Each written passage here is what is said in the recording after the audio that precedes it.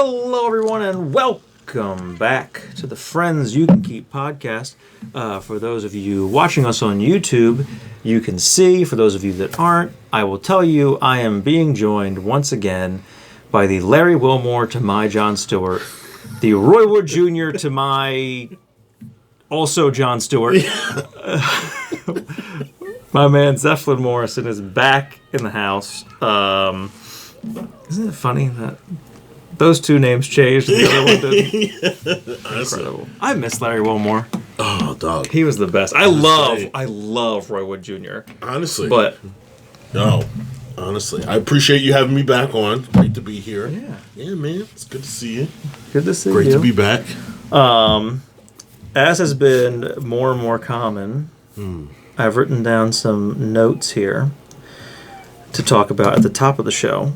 Because I've now just gotten to the point of stuff happens that I think is funny or noteworthy, whether I write it down and talk about it. Yeah. What do I have here? I watched very recently, so my New Year's resolution goal thing has been to watch a movie every day in 2026. Okay.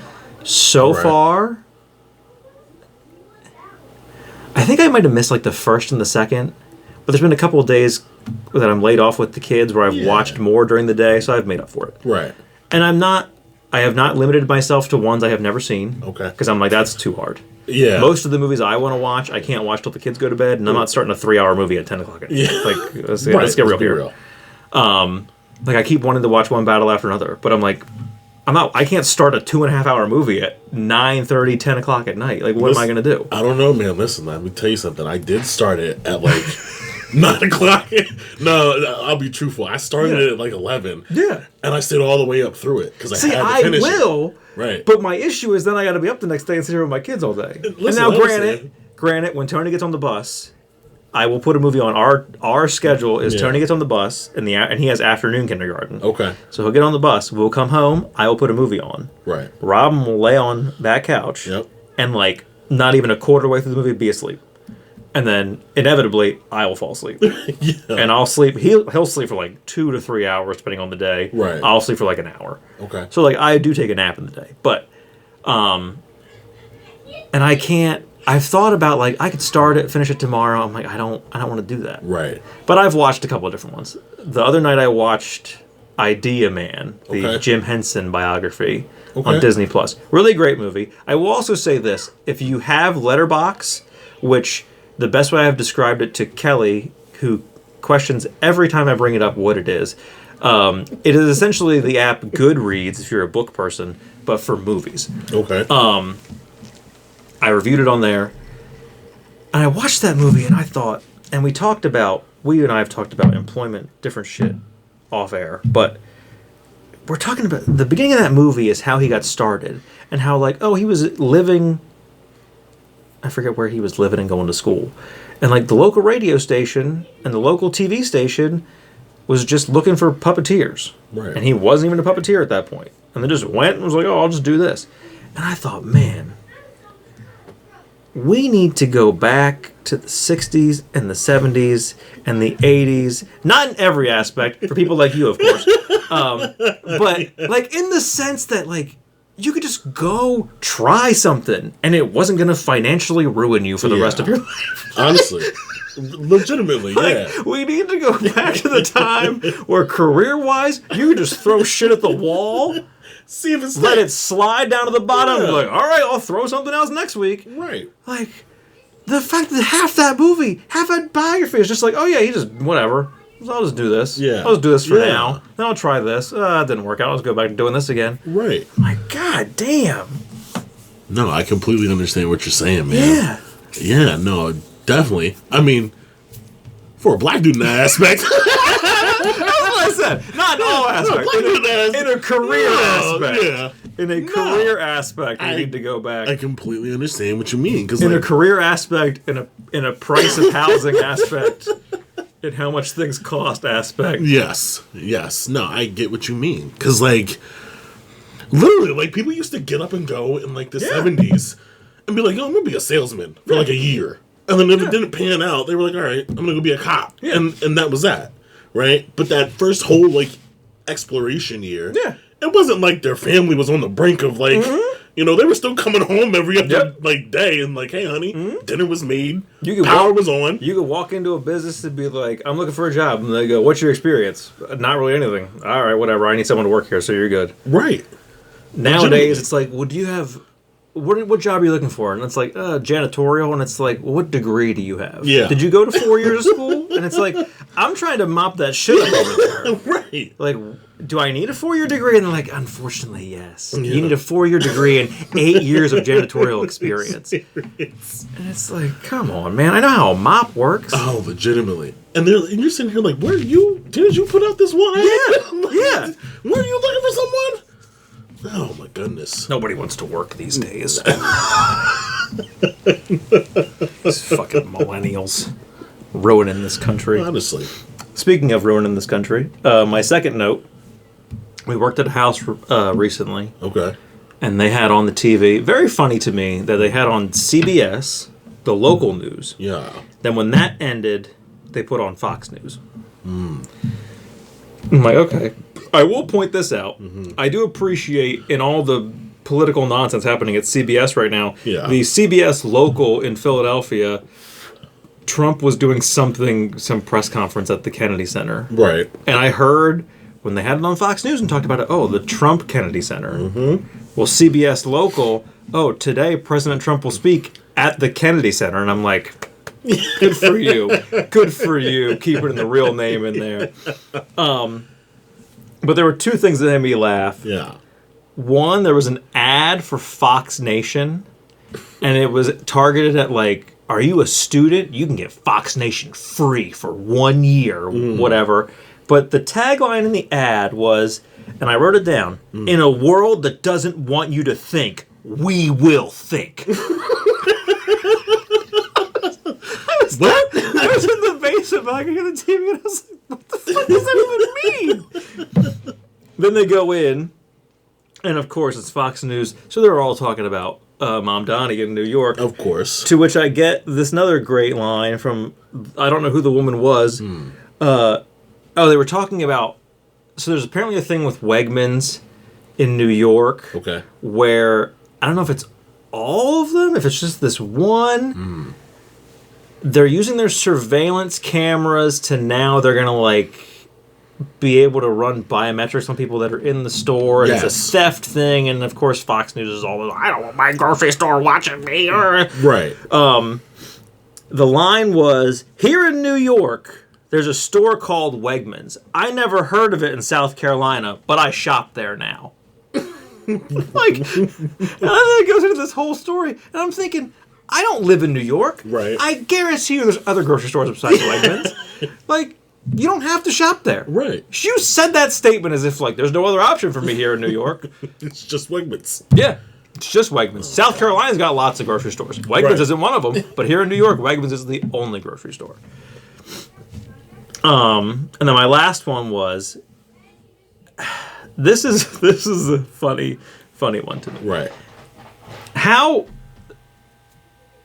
So I should say this. Are you active enough on TikTok that have you ever heard the trending sound clip that is Defying Gravity? And the song is called, what's it called? God Is. I don't know that I am. I don't know that I'm on that side of TikTok. Let me see if I can find it. No, It's no. in a bunch of like... It's so funny. Kelly had a song on the other day. Yeah. Or today she had a song on that was... It was some Kesha song. She's like, oh, this was huge on TikTok. I'm like, not on my TikTok. I've never heard that song before. You haven't? And then she like got to the chorus. She's like, oh, you'll know this. And I'm like, nope, I've never heard that song. It sounded like the title sounded familiar, but I'm like, I don't know any of these words. I'm like, that's not the lane of TikTok that I am on. So here's the sound clip.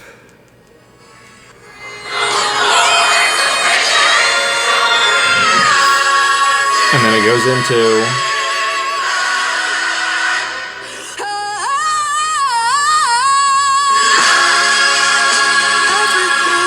Okay. I've seen a couple of them come on my feed, yes. But Yes, this okay. sound clip makes me laugh.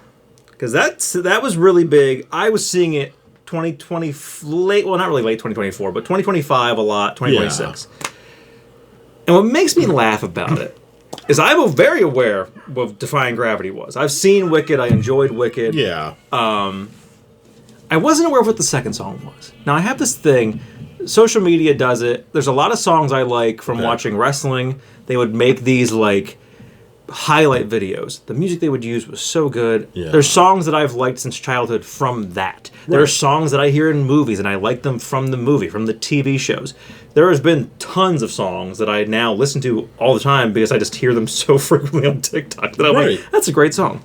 The second half of that trend, I'm like, what is this song? Because I'm like, now I'm starting to like this song. And what made me laugh, so I'm gonna guess you're not aware of what the song "God" is. So I looked it up. So I'm like, what is this song? I know what Defying Gravity is. And what made me laugh was the fact that this was in 2025, 2026. That was a trending sound that was everywhere. Right. The first half is Cynthia Erivo in the movie Wicked. The second half is, I don't know what album it would have been, if it's his second to last, third to last, whatever it is, Kanye West. And it's a new Kanye West song. I went on Apple Music, played it, saw it said Kanye West, got hit where the lyrics start. I'm like, oh yeah, that's Kanye West. The second I heard it, I'm like, that's definitely Kanye West. And I'm like, number one, I don't like how good this song is. Because I'm not supposed to like you anymore. And I'm not religious by any means, so that's another layer of why I don't like how good this song is. But God damn it if it's not a good song. Listen, man. Listen, regardless of what his, I don't know, his identity is nowadays or how he aligns or... to be perfectly honest, you know? He aligns, I think, as Kanye West. Yeah, well, he is yay. So, being an artist, like, that's the thing. It's kind of crazy because now that you say that, I'm on the side of TikTok where a bunch of people are going back and listening to Heartbreak and Graduation. Oh, we had a hilarious moment. Yeah. Our last two episodes, Jeremy was here. Every January, we do a year in review. So Apple gives you a wrapped thing. Spotify gives you a wrapped thing. Right. We also do, if you haven't watched the episodes, you should. As you go back and watch the episodes from last year, I stumbled upon so at the end of 24, I don't know how I stumbled upon it. Some other comedian did it. Along with Spotify and YouTube and all these places that do these raps. Right. We learned that Pornhub does a year-end, like, here's what most searched things were. And this thing is comprehensive. Wow. It is broken down by country. It is broken, they break it down by country. Right. Generally kind of towards the bottom. Okay. But the main thing is they break it down by, so search terms, porn stars, all that stuff. Right. But then they break it down by, like, state. Oh. What state searched for this? What state searched for that? What the most popular thing in this state was? By gender, by age. Like, it is so comprehensive what this thing is. And it's hilarious to go through because Kelly doesn't know what any of it is. She doesn't know who any of the people are. So you're, like, saying terms. And she's like, I don't know what that is. Then you have to explain to her what it is. Very funny. Right. But we were going through my Apple Music, and Apple Music will break it down, so they'll give you a general, like, here's who your most popular artists were, top 10, whatever. Yeah. Well, then as you go further down, it will give you, like, here is your most popular artist by month. Right. Here is your most popular album by month. Right. Well, and it was definitely, I know, because when the Super Bowl happened. Yeah. In February, my most popular album was Late Registration. Okay. Kelly and Jeremy were like, why would you even say that? Like, why would you put that out there in the world? And I'm like, I get it. He is, like, publicly, he's a horrible person. Right. But God damn it, if those albums weren't great albums. Fantastic. And before long before Trump was in the zeitgeist of everything now, and Kanye was the Kanye we know today. Right. When he was just the guy who interrupted Taylor Swift, and people were kind of shitting on him. Yeah. I said, I was the guy who always had and it's worse because I'm a white guy. I had to be like, you can't deny that this man is the best at what he does. He's an amazing artist. And, like, because I had a subscription to it. I still have it probably in my parents' basement because I had magazines that I was saving for, like, art projects that I will never do, so I'm probably just going to throw them out. Right. I have a Complex magazine that he's on the cover, and it's a whole article about like how Kanye West is the best producer and like the best at what he's doing.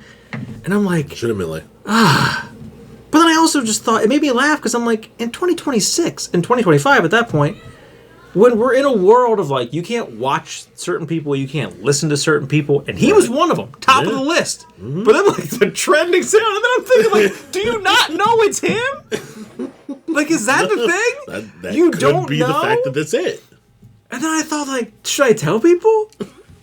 Like, why is no one on TikTok talking about the fact that the trending sound is Cynthia Erivo and Kanye West? Damn, man. Yeah, Kelly and I have talked about it. And I played it today. Because when she said about that, of like, oh, this was all over my TikTok. I said, this is the only thing that's been on my TikTok, and I hit play on it. And she was like, do not play that. Do not give him the money. And I'm like, you still shop on Amazon. Stop it. But it was just, oh my God. And we talked about it a lot where I'm like, I don't know. I can't speak for the guy. Like, publicly, he's a psychopath. There is part of me that thinks, like, not to defend Kanye West, but I think he falls under that category that people talk about where people are geniuses. Mm-hmm. And it's a genius to the point of, like, your brain doesn't work right. Right. And You're eccentric. I think everything he does, while he may hold these values in his heart and in his home, like he truly is a Nazi, maybe, I don't know. But I do think part of this is all publicity. Yeah. And none of it is real behind closed doors. Because like the whole thing at the Super Bowl. Sold that shirt with the swastika on it or whatever it said. And then when he was at the Grammys and his wife or whoever she is now was just fully naked. Yeah. And I said it. The second it happened. Yeah. I'm like, so when's your album coming out? Because you were non-existent. No one talked about you for years. Yeah. And then all of a sudden, oh, Kanye West shows up at the Grammys. Kanye West has a Super Bowl ad coming out. And I'm like, so when's your album coming out? Yeah. And like a few weeks later, like, oh, new album drops. Whatever day. I'm like, I told you. And then what happened? New album came out. Disappeared into the wind again. Yep. But he got you talking about him. Yeah. He got me to listen to late registration. See? Honestly, listen, I'm not saying that it could not be like a planned situation. 100%. Yeah. It could be all marketing, right? Yeah. Especially for the new album, doing really eccentric and outlandish things. Yes. Obviously, get him back exactly in the sphere of, Yeah. And it's typical, like, people talk about his Sunday service thing, how culty it comes off. Right. And I'm like, well, again, you look at that genius kind of thing, that would track of like, you're just sort of a normal dude. Right. You go into the career, you're the best at what you do, and then all of a sudden later in life, you start to pivot, you're getting more controversial, you're getting more eccentric, you're getting more experimental. Right. And then all of a sudden, oh, well, now I'm big into God. Yeah. I might be God, but I'm also big into God. Like you're at that point now. Right. I'm doing church services. I got a gospel album coming out, God. and then I'm gonna do that. I'm gonna start all that, and then you know what I'm gonna do after that? Poof, disappear. Sells the ranch where he was holding all the services. Like out. No, honestly, no. Like that is to me when you think about it from like a business aspect from him, genius. Yeah, genius. That's what I mean. Like it sucks. It sucks to come across as defending Kanye West, but like, it's just a weird. It's such a weird thing. Was that the last note I had? I think it was. It was. Yeah, it was just wild, and that blew my mind when I found it was a Kanye West song. And it was so good. We talked about Kanye. We talked about Kanye openly in a whole year and a half. I know. Yeah.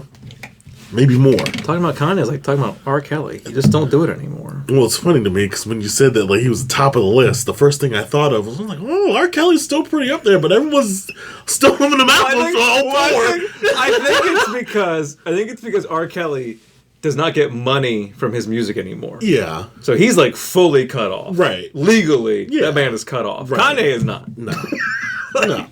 So he's still top of the list because people are like, oh, we can't support him because he will still get money from it. Right. But there are people that are now like, well, I can listen to Bump and Grind because I know he's not getting paid for it. Like, when that song was made, it's not great, but I don't have to think about that. Like, I can listen to the remix to Ignition. Yes. It's not a big deal. Why won't you not go away? But the meat and potatoes of this episode, I stumbled upon. I wanted to look this up to clarify for people at home. What years? So we can get this. So for everyone wondering, the years for the 21st century, and I understand people are like, why do you have to do this? I'm not assuming anyone knows this. So I just wanted to clarify for everybody at home. January 1st, 2001 to December 31st, 2100. We're not there yet, but 2100. Okay. I found 3 lists that are so far. One of them is the best movies of the 21st century. Okay. One of them is the best comedians of the 21st century. And one of them is the best pop stars of the 21st century. So I figured, because how many pop stars are there? I don't know what the number is. I think it's 100 movies. But we will start. We'll do the comedians, because that list is short. And that should probably take us into a break. So, 25 comedians.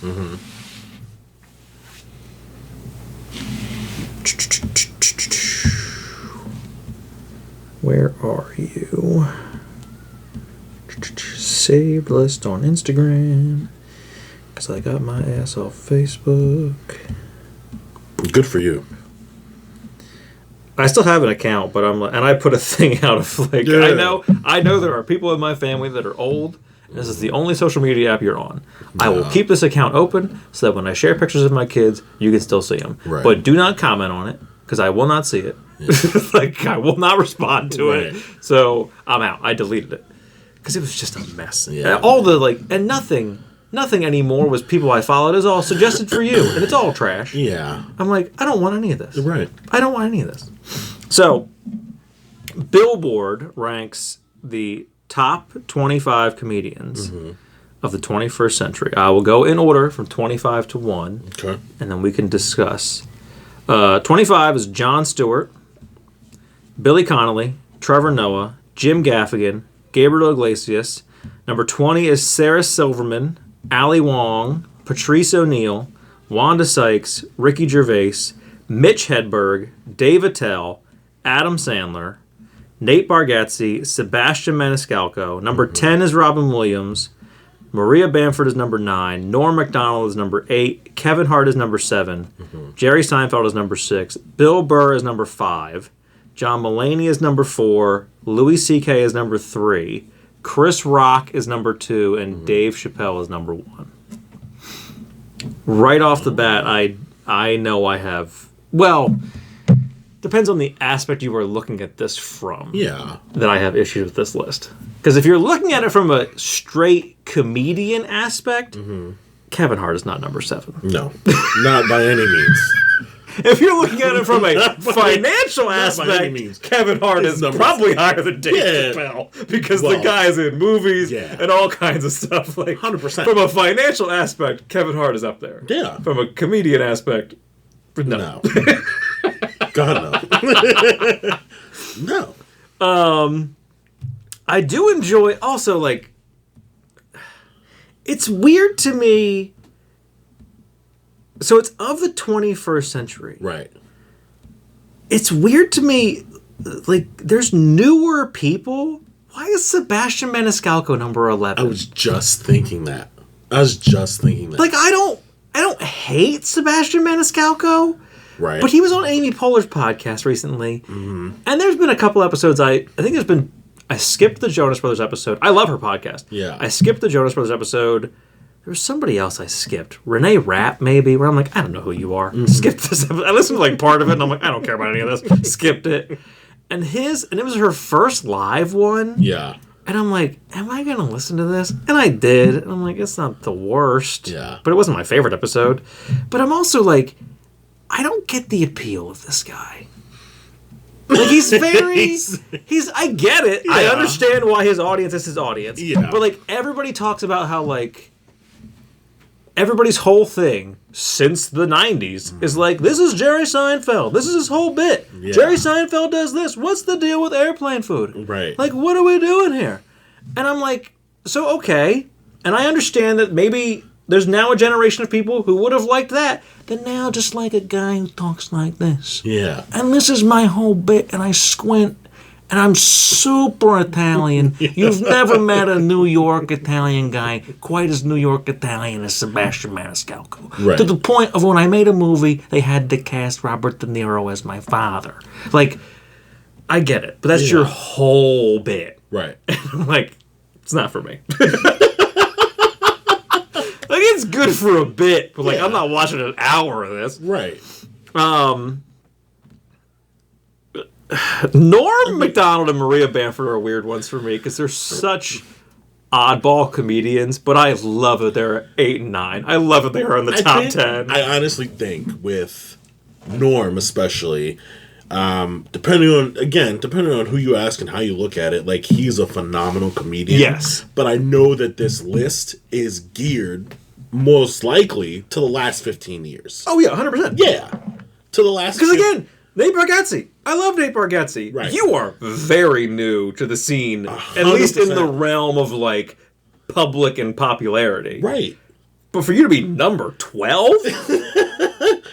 Like, you're above Patrice O'Neal? Patrice O'Neal. You're above... I mean, Jon Stewart, I guess, he didn't really do stand-up, but okay. Yeah. Jim Gaffigan? Like, and you were to look at comparisons to Nate Bargatze? Right. You're over Jim Gaffigan? Right. Excuse me? Like, you, Bargatze, Seinfeld, Jim Gaffigan, like, you're all in the same camp. And I love Nate Bargatze. You're not higher than Jim Gaffigan. Right. Oh, man. I think Wanda Sykes should be higher than what she is. 100%. But again, like, think about it. When was the last time you saw, like, Wanda put out, like, a huge special? But I think the last one that I remember, she's still married. You could make the same thing, though, for Chris Rock. Because outside of the slap, and that following special, like, when was the last special he did? I mean, yeah. He did that Saw movie. Yeah. It's very convincing in that. I did want to see that. I haven't seen a single Saw movie, and I saw the trailer for that, and I'm like, I do kind of want to see that movie. Oh, man. You're not wrong. But, I mean, I also saw the other day that, like, who knows, because some of these things change for me. If you really think about it, like, they say Rock is like a road comic. Yes. Or he's constantly just doing shows. Yeah. Right? And you're not wrong in terms of, like, his special. That is the thing. That is the thing. I'm going off the perception of specials and, like, your popularity and publicly, and, like, I'm not looking at movies you've made. I'm looking at stand-up and specials and things that everyone can see. Right. And really, I can't afford Chris Rock tickets, so even if he was touring near me, I can only see him if he's on TV. Yeah. I feel that. But yeah. I mean, correct me if I'm wrong. Bill Burr wasn't on that list? Bill Burr is number 5. He's number 5, okay. Bill Burr is 5, yes. He's right above Jerry Seinfeld. Okay. And right below John Mulaney. I mean, I have to say, I've only ever seen Mulaney once. I love John Mulaney. Yeah. His stand-up specials are so good. Right. His post-rehab special, I think, is incredible. Yes. I loved Everybody's Live with John Mulaney. Yes. And, like, I get it. I made the whole thing about Sebastian Maniscalco and his weird voice, and Jerry Seinfeld and his weird voice. And I understand you could make the same argument for John Mulaney. Yeah. He's just a guy who comes out and does the whole, like, I'm just a kid from Chicago, and this is how I sound. It's a little high sometimes than you'd think it should be, but this is how I talk. Street smarts. Like, Right. Yes. I get it. But his stand-up is so good. I think he's such a good writer. Honestly, I think that's the portion of it that it gets me. He's so good at writing and what he does at his craft. Yeah, and the same thing for Norm. Like, Norm is a comedian's comedian. Right. Same thing with Maria Bamford. Like, phenomenal writer, excuse me. Right.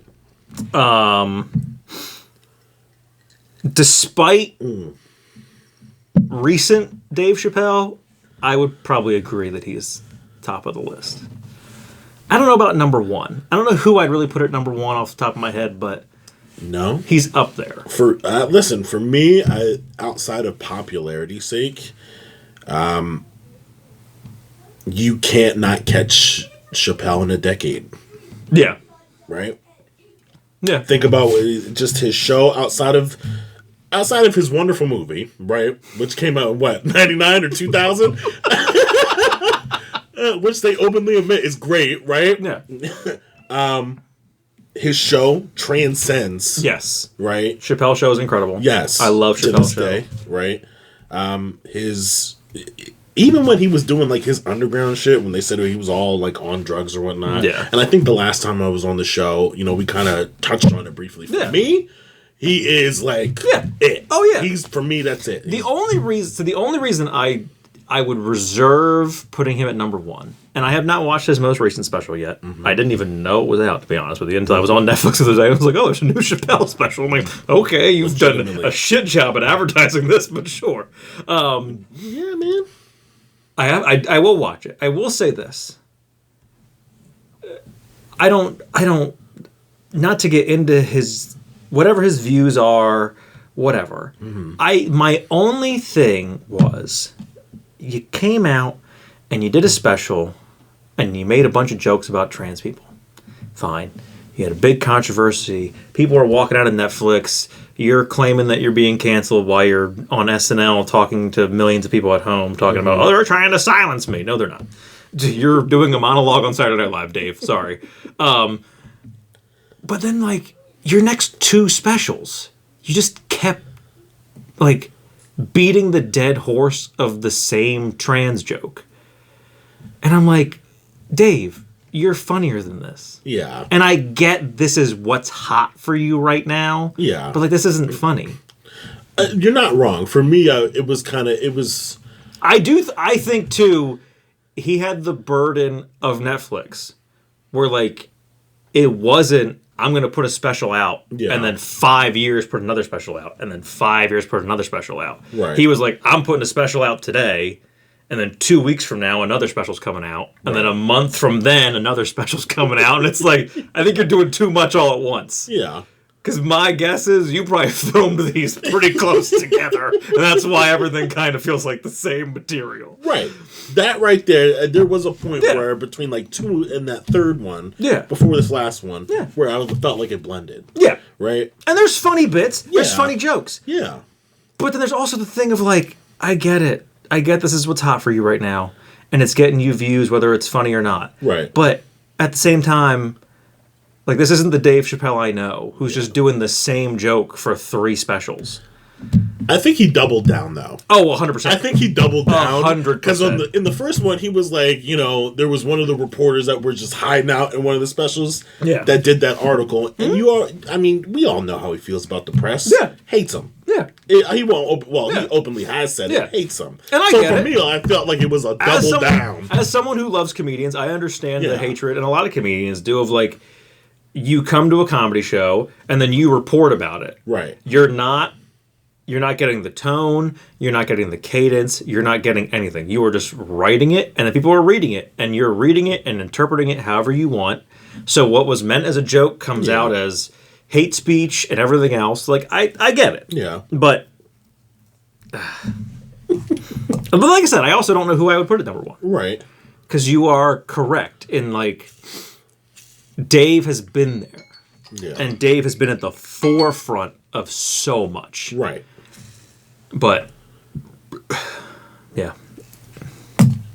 No, I completely understand.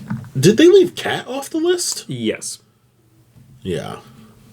But there again, like, in terms of comedy, he had 2, maybe 3 specials.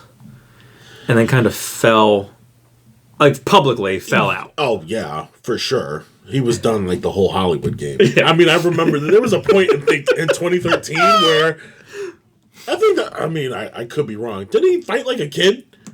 Like on the street? There was something. He fought somebody. That he had guns at the airport at some point. Right. Then he was in a bunch of like shit movies. 100%.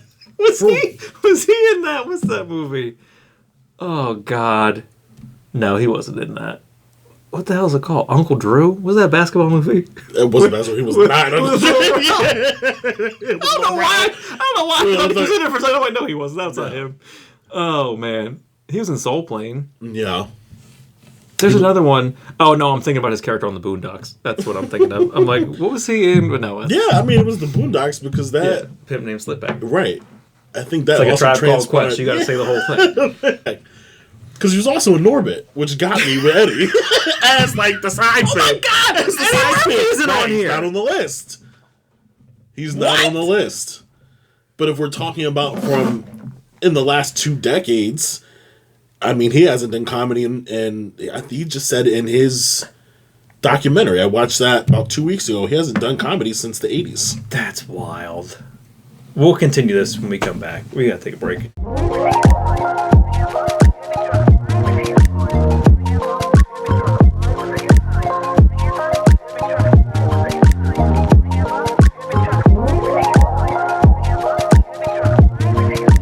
Welcome back, everybody.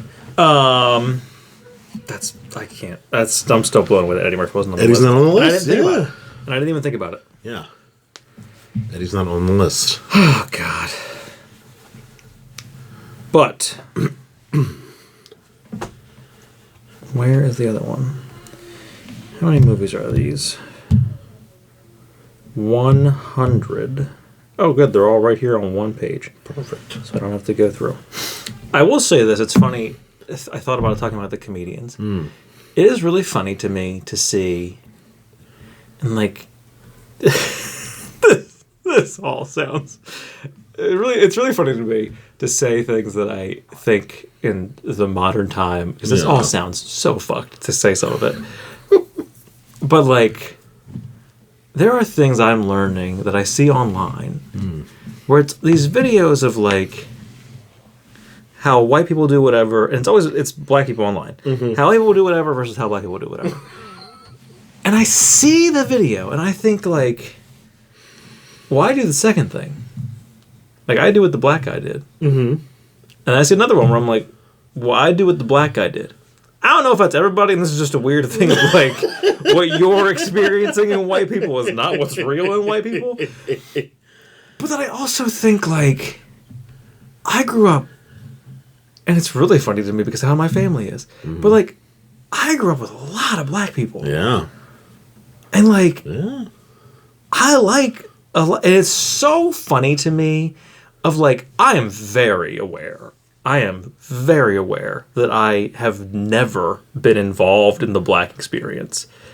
But I can still watch so many black comedians. Yeah. And like the jokes are funny to me. And I'm not laughing at it like we talked last time you were on about like Dave Chappelle's whole thing of the perception of his show. Yeah. And like I never felt like, and maybe I'm wrong, I don't know.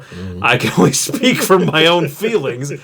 Of like, I never felt like I was laughing at that show in a racist way. Right. Like, I thought it was funny. Right. And not in a way of like, well, yeah, black people be doing that.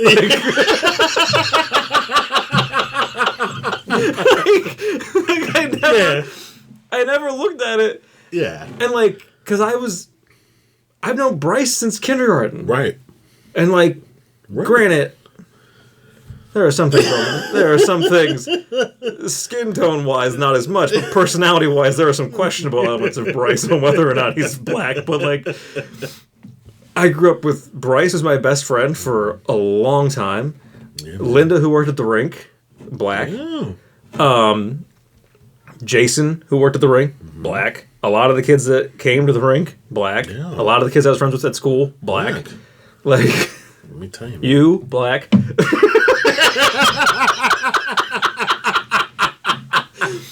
And, like, the hilarity, I think we talked about it last time we were on, too, of, like, I was friends with the barbers who were black, and we would be walking around at the rink. We were walking through Pottstown the one time, going to Wendy's. We were going somewhere. And, like, I haven't done it in so long, I then could do a decent Dave Chappelle impression. And they're having me do, like, the Clayton Bigsby sketch. Yeah. And it's funny if, like, I never thought of it. Yeah. And I just see so much shit now where I'm like, it's really funny to me how, like, by no means is this a case of, like, I identify as African American. Like, it's not that at all. But, like, it's so weird to me to think about, like, I like a lot of, like, for lack of a better phrase, I like a lot of black shit. Yeah. Listen, man, I don't think that's primarily the case. And I've always thought, like, I will say, and I will defend, especially as I become an older white person, there are some white people who have good style. But I have always said, like, black people have so much better style. There is nothing I wanted more, still to this day, than a Steve Harvey suit. Like, see, now, some people will be Steve is what it is. But you can't tell me that man does not make a good suit. Don't do that, because some people would absolutely think that right now you are trolling on them 6-button suits. Now, let me tell you, they've gotten bad over the years. Like, back in the day, you look at the King of Comedy. Okay, the Kings of Comedy. Those are dope suits. 100%. But then, because Bernie would wear the same shit, but it wouldn't be in the same style as Steve's. Because I was looking the other day on Netflix, and I guess, like, the old promo, like, shots would come up, and he was wearing this cherry red 3-piece. And I'm like, why are they doing that to him? I'm like, what's going on? Oh, man. Oh, my God. But I understand where you're coming from, 100%. 100%. Because I also, like we just previously discussed, am on that side of TikTok. And I am in an interracial relationship. And I am 100%. When I'm sitting next to my girlfriend, I'm sitting there watching them videos, and they're done, I'll be looking over and be like, y'all do that. That is y'all. White people do yeah. I'm like, I can identify with that. I understand. Man. Oh, man. Well, nothing infuriates me more. We've sent them to each other. Nothing infuriates me more than the fact that TikTok and this shit did not exist when we were in high school and stuff like that. Because nothing infuriates me more than having the friendship that we have. Yeah. And then you see videos in 2026 where it's taking my white friend to do black people shit and taking my black friend to do white people shit. And I'm like, God damn it. Like, I wouldn't have to be doing the shit I'm doing if I was able to do that. Like, God damn it. But it's also weird for me because, as we've established, as I've gotten older, I do a lot more white people shit, but, like, I don't do all of it. Listen, you're not wrong in those assumptions. Yeah. You're not. It's so funny. To me, I also think it's like where, like, some of those videos were, like, a couple of you sent to me. I'm wondering, like, where are they at? Where is he growing up? Is this like Iowa? Yes.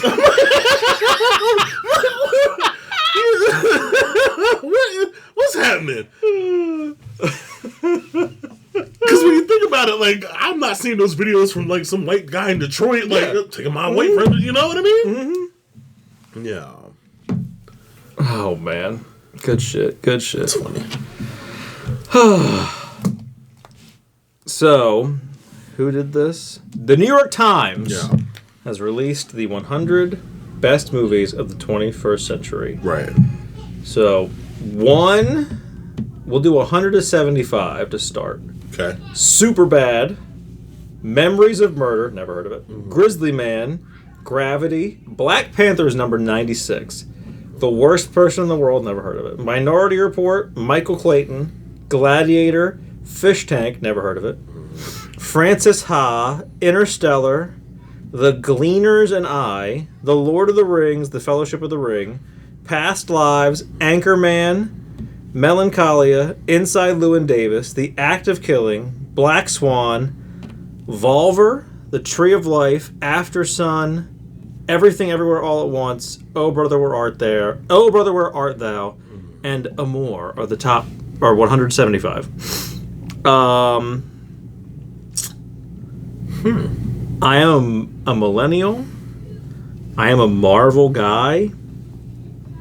Black Panther should be higher than... Yeah. What was it? 96. 96. Black Panther's higher than 96. Well, 100%. Come on now. I haven't heard of some of those movies. And I'm a nerd, but I'll tell you, it's definitely higher than Lord of the Rings. I remember when that first came out, man. I remember because I also took my girlfriend to go see Black Panther. And I think it was the second time around that I had seen it. And the movie theater was packed. I don't think it was opening. It might have been like 2-3 weeks after the fact. So it was still pretty, relative to the sphere, right? The movie theater was packed for like black people. All I saw was just like faces of black. All ages and I'm just like, okay, my people are here. Yeah. And it was funny to me when we went back home. She was like, she's like not a Marvel person. Yeah. She didn't understand it. Yeah. But she was funny to me. She's like, wow. She's like experiencing that and just seeing how much.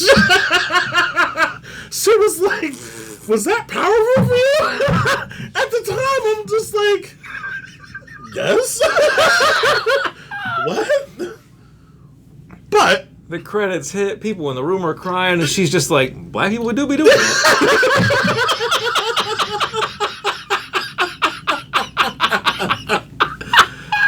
Oh my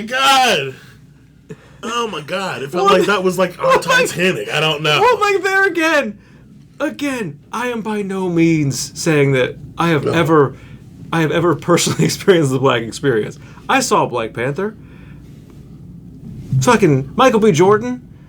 Bury me in the sea with my ancestors who knew it would be better to die, whatever the line is. I forget the exact line. I sat in that audience like, fuck yeah, Michael B. Jordan. Solidarity, you out there just...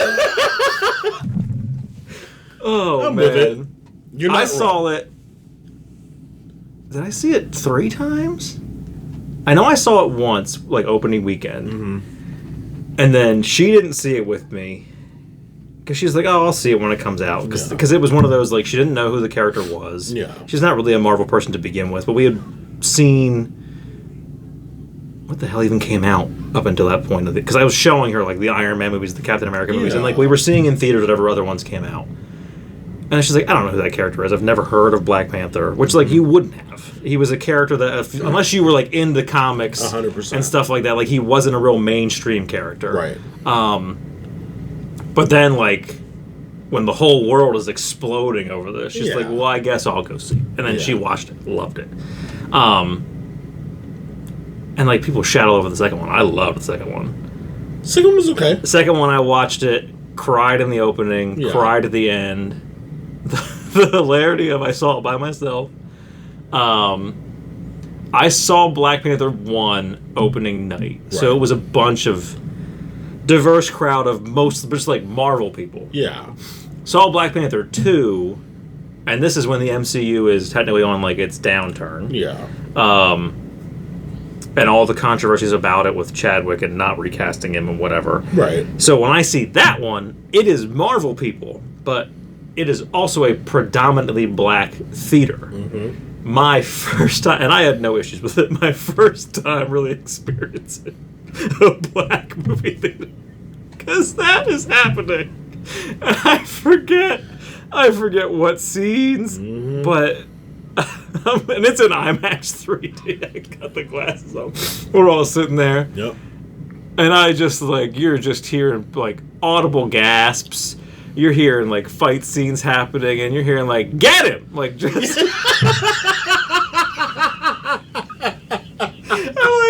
I've heard so many jokes about it, and I've never experienced it. Right. Jokes are funny.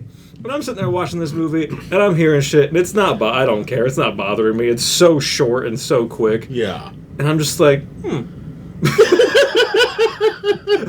people do it. Y'all do be doing that. Yeah. Exactly. Oh, man. But yeah, I loved it. I love both of them. It should not be a number 6. Right. Or 96 should be much higher. Yes. What else is on here? Everything Everywhere All at Once. I'm not sold on A24 as a studio. No? I love their movies. They're great movies. Yeah. They're weird movies. I think that's their whole thing. But like, I know. you make a wide range from the most horrifying horror films to, what was that movie? We Live in Time with Andrew Garfield and Florence Pugh, which is this weird, it's a love story. I did not care for how they filmed it because it's, you start like a little bit into their relationship and then it jumps to when they're not together and then it jumps, like, it's not a linear, it doesn't start in the middle, go back to the beginning and come to the end. It goes from like the middle to the beginning to the end to the middle to the beginning to the end. Like, it's all over the fucking place. Right. In every movie I've seen from them, whether it's good or not, there's always, bare minimum, one scene that's super fucking weird. And I'm like, you can't just make a movie that is just beginning to end, there's not some weird shit in the middle of it. Like, and that was another movie where I watched it and I'm like, this is a good movie. Yeah. Is it as good as everyone's saying it is? I don't think so. And did Jamie Lee Curtis deserve the Oscar? No, she did not. Oh. No, she did not. Wow. I'll stand on that business. Angela Bassett deserved that fucking Oscar. She did. Because I like Jamie Lee Curtis. Yeah. I saw that movie. Yeah. Was that an Oscar-winning performance? Absolutely not. Absolutely not. Oh, you put some hot dog fingers on? Oh. Give her the award. No, thank you. Listen, I mean, it happens time and time again. Oh, yeah. Yeah. I mean, there's always going to be that upset, right? Yeah. They were just talking about, who was it? And poor Angela in the audience. And the winner is Jamie Lee Curtis. And you see her on the camera like, motherfucker. Michael B. Jordan. That's what they was just doing that same shit. Just while Timothy Chalamet is out there like pouring his heart out apparently. And then cut to Michael B. Jordan. He's just like, okay. Yeah. No, I mean, you're right. Yeah, Michael's like, did y'all see Sinners? Right. Like, did y'all see Sinners? Legitimately. I played 2 people. Legitimately. Y'all see Sinners? And so that's the other thing. I didn't realize until probably a year ago that Ryan Coogler also directed Black Panther. Yeah. Yeah. Mm-hmm. Black Panther 2. Yup. Sinners. Yes. I loved Sinners. Yeah. Loved Sinners. It's really good. Sinners was that the only movie I gave 5 stars on Letterboxd last year? No, I gave Fantastic Four 5 stars too, but Did you? yeah, I did. I love Fantastic Four. It was a great movie. But Sinners was incredible. Yes. Oh my god, Sinners was so good. Sinners was amazing. Let's see what else we got here. I might just blow. There's a lot of these I haven't even heard of. Yeah. So let's see what we got. 74, The Florida Project. Haven't seen it. I want to. I think another A24 movie. Ratatouille, 73. Okay. Okay, maybe. Yeah. 71 is Ocean's 11. I go to my parents' house. They still have cable. They are playing the shit out of that on TBS. Oh, of course. Yeah. And I'm like, and it's only Ocean's 11. There's 2 other movies. Like, play all 3 of them. And at one point, I think they were playing like 11 and 12, and I'm like, play 11 and 13. Yeah. 12 is good, but like, why are you playing Ocean's 12? Even George Clooney's like, don't play Ocean's 12. Ocean's 11. Let the Right One In is 70. I've heard of that one. The Hurt Locker, number 68. I saw that movie. I mean, I'd categorize that. Enjoyed it Yeah. when I watched it. Not something I would go back and watch again. Not something. The only thing that sticks in my memory about that movie, because I, for whatever reason, I have this super stupid hatred of James Cameron, and I remember when I forget what he directed. It might have been Avatar. It would have had to have been. Yeah. But his ex-wife directed The Hurt Locker, and they were both nominated for Best Director, and she won. And I was like, fuck you, James. I think it's gonna be so pretentious. Like, we've talked about it so much on this show. He's just so like, oh, my movies are so good. Like, everybody loves my movies. And it's like, do they? Like, Avatar is the biggest, is the prime example of, like, it comes out and explodes. Yep. And then it has zero impact on anything culturally or historically. Like, nobody gives a shit about it a month after it came out. Yeah. Same thing happened to Avatar 2. 100%. Same thing is happening with Avatar 3. Well, Avatar 3, not as much. Avatar 3 is to the point of James Cameron is making statements talking about, if this movie doesn't do good, I'm going to hold a press conference to tell everyone the plot of the next 3 movies. And I'm like, James, just stop. No one wanted 6 of these. Just stop it. And between 1 and 2, like, it took you 20 years or whatever. What are you, Stranger Things? Just give up. Hurt Locker, Tar, never saw it. Heard about all the nonsense behind it, but never saw it. Spotlight, I don't know if I saw that one. I saw one of those. Okay. That was one of the Catholic Church newspaper things. It was that and the Post, and I saw one of them. I think it might have been that one. It's like ants in a bug's life. Oppenheimer, 65. I love you, Christopher Nolan. That movie was kind of overrated. Cillian Murphy, you didn't deserve that award either. Wow. Who else was nominated? I don't remember. Somebody else I did want to win. I saw their movie and I'm like, you did better than they did. Robert Downey Jr. did deserve that award. He put in a good performance in Oppenheimer. Yeah. Cillian Murphy, great actor. Yeah. The majority of Oppenheimer is you sweating on camera. Like, you're barely doing dialogue. It's just a hard close-up of your face with sweat pouring down it. And you're like, and the award goes to. I'm like, for what? You didn't do anything. Christopher Nolan sprayed water on your face and you sat there shaking while the camera just sat there. Gone Girl, great movie. Yeah. Little Miss Sunshine. Memento. Still haven't seen Memento. Kill Bill Volume 1. My controversial opinion is Kill Bill and Kill Bill 2 are Quentin Tarantino's worst movies. Ooh. Well, they're up there. I didn't care for them. Really? They weren't terrible, but I'm like, this is a bit much. Like, I love 2004? I love Pulp Fiction. Yeah. I loved let's go on his IMDb so I can really pinpoint. Inglourious Bastards. I loved Inglourious Bastards. I loved Django. Yep. I enjoyed Once Upon a Time in Hollywood. Reservoir Dogs. Reservoir Dogs I really liked. It's been a long time since I've seen I don't want his acting career. I want his directing career. Because I know there's some things that he's been in that he was not the director. Right. 22. I didn't know he had that many directing credits. The Hateful Eight. Great movie. Mm-hmm. Once Upon a Time in Hollywood. Django. Inglourious Bastards. Death Proof and Grindhouse were good. I forgot he did that. He directed 2 episodes of CSI. Right? Special guest director on Sin City. Kill Bill 2. Jackie Brown. I have not seen that movie in a while. I do remember really liking it when I saw it. Yeah. But to have a full opinion on it in terms of his whole movies, I need to watch it again. That's fair. Pulp Fiction is incredible. Reservoir Dogs is incredible. Reservoir Dogs is his first big movie. Mm-hmm. So yeah, to like list them all out. Yeah. Really? Kill Bill and Kill Bill 2 are at the bottom for me. Okay. I don't know why. And I like Uma Thurman. Yeah. Great casting. I just don't know. It just wasn't for me. I loved those movies, man. Whiplash, great movie. That's 60. 58 is Uncut Gems. I'll go on record as one of the most overrated movies of all time. Okay. Did I enjoy it? Sure. Yeah. Was it grossly overhyped? Absolutely. The Safdie brothers, I'm not sold on you. And it was another A24 movie.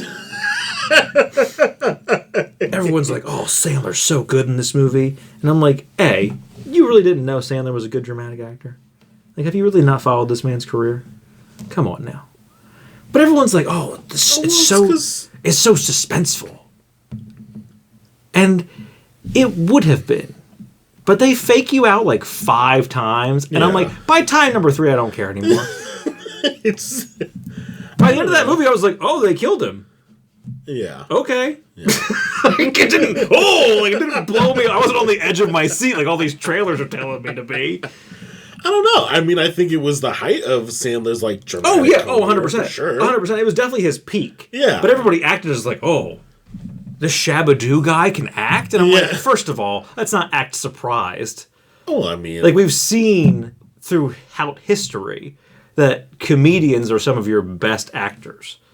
for sure. Like, to look at the turns that Robin Williams made from, like, Mrs. Doubtfire and The Birdcage to 1 Hour Photo and Insomnia. Like, we're aware of how good actors comedians are. Yeah. Good actors can't be good comedians. They can, but that carryover doesn't work as well as good comedians being good actors. Right. But yeah, I just don't. And like, there were so many movies, there were so many points in that movie that like, I knew were supposed to hit. Yeah. And I'm like, they don't. No. The big reveal that like, the guy trying to kill him the whole movie is his brother-in-law. I'm like, okay, that just is kind of weird. Yeah. And then it really bothered me from a filmmaking perspective. I'm a person who believes like you need to be consistent and deliberate in all your choices. And there's a point in that movie where Billy Joel's The Stranger is playing. And to me, if you're using that song in a movie and it's clearly pointed at a specific character, the way you filmed it, Yeah. that should be the belief that like this guy's leading a double life. People don't really know what he's doing, what he's really like, whatever. Right. But like, you know, at this point in the movie, Idina Menzel knows that he's cheating on her. Yeah. Everyone knows he's got a gambling problem. Like, Right. what you're doing is not secretive. So The Stranger doesn't make any sense in this movie.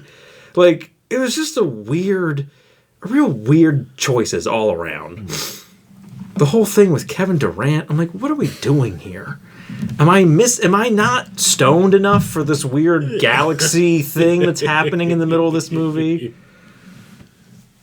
I guess not. But like, it was good. Yeah, I'm not. good. By no means am I saying this was a bad movie. Right. But I think this was a movie that was so. This is a peak of cinematic achievement. And then I saw it in theaters, and I'm like, it's good, but like, come on. Uncut Gems, Best in Show, number 57. I am so proud that movie's on this list. Okay. Punch Drunk Love, number 56. Wow, really putting the dramatic Sandlers right there together. Inception is 55. Borat is number 53. Oh God. God. Borat is 53. Yeah. Number 51. 12 Years a Slave.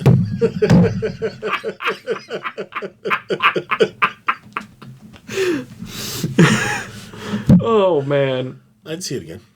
I love like Black Panther 96. Yeah. Then a bunch of movies that there's not a black person in the movie, and then where are we gonna put 12 Years a Slave? Put it right by Borat. Yeah. Up is number 50. Almost Famous 47. Moneyball is 45. Once Upon a Time in Hollywood is 44. Mm-hmm. The Master is 42. Lady Bird is 39. Call Me by Your Name is 37. American Sniper is 36. Get the fuck out of here. That fake ass baby. American Sniper is 36. Come on. Hey man, they love that movie. That was the thing. I remember that. That was the thing. was Especially huge. when Clint like came out with it. It was like it was the whole. I understand it. It was the whole memorial to the man, right? Yeah. But like. It was like America's movie, you know what I mean? Like, red, white, and blue. That was, I'm telling you. Oh, that movie was the epitome of Stars and Stripes and Toby Keith forever. Wally is 34. Bridesmaids is 32. Okay. The Departed is 31. Lost in Translation I never saw, but that's number 30. I never saw Arrival. That's 29. The Dark Knight is number 28. Yeah, probably. It's probably the best Batman movie. Yeah. Where are we at? 25 is Phantom Thread. There's not a single other Daniel Day-Lewis movie on this list yet. And you got to Phantom Thread? Gangs of New York? Hey, man. What's the I Drink Your Milkshake? Fuck, There Will Be Blood? Yes. What are we doing here? The Grand Budapest Hotel, number 22, and the Royal Tenenbaums, 21. Yeah. Shout out Wes Anderson. Yeah. That is the whitest shit I will ever get down with. I love Wes Anderson movies. The Wolf of Wall Street is number 20. 19 is Zodiac. 17, Brokeback Mountain. Still haven't seen it. I want to. I really want to. Okay. Crouching Tiger, Hidden Dragon is 16. Inglourious Bastards is number 14. Mad Max Fury Road, number 11. The Social Network. This is the top 10. The Social Network, Spirited Away, Get Out, Eternal Sunshine of the Spotless Mind, No Country for Old Men, and your top 5 are Moonlight, In the Mood for Love, there it is, There Will Be Blood is number 3, Mulholland Drive, and Parasite is number 1. I never saw Parasite. No. I still want to. Hey, let me tell you, I watched that on like a random Thursday. Well, I was a big... Whenever that came out, I was still in my phase of like, I'm not reading a movie. Yeah.